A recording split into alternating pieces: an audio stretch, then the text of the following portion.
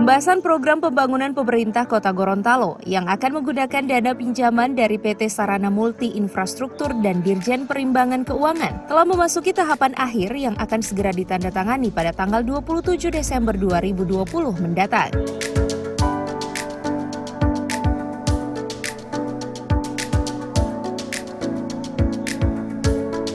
Usulan program pembangunan yang telah mendapatkan persetujuan PT SMI ini sebesar 295 miliar rupiah yang sebelumnya diusulkan sebesar 300 miliar rupiah.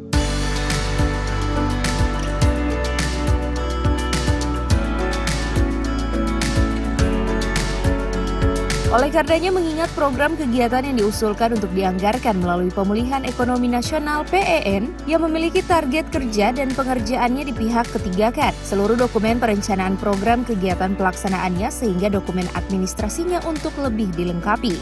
Daerah dalam rangka pemulihan ekonomi nasional dan alhamdulillah kita disetujui kurang lebih dari pengajuan 300 miliar disetujui 294 sekian.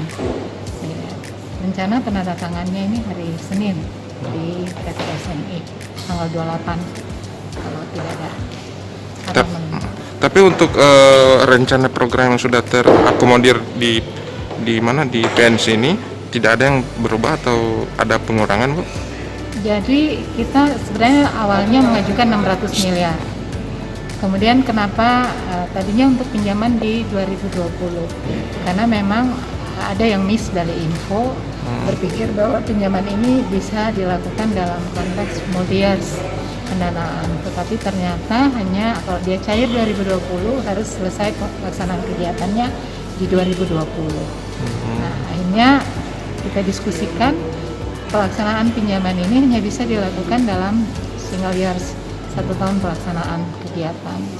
Jadi harus betul kegiatan yang sudah siap dari DID-nya misalnya contohnya.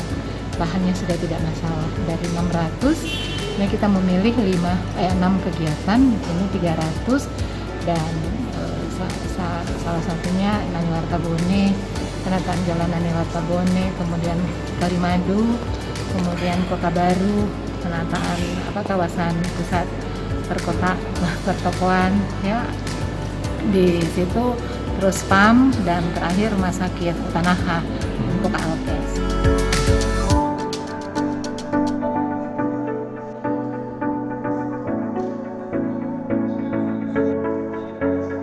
Tim Liputan Advertorial Mimosa TV.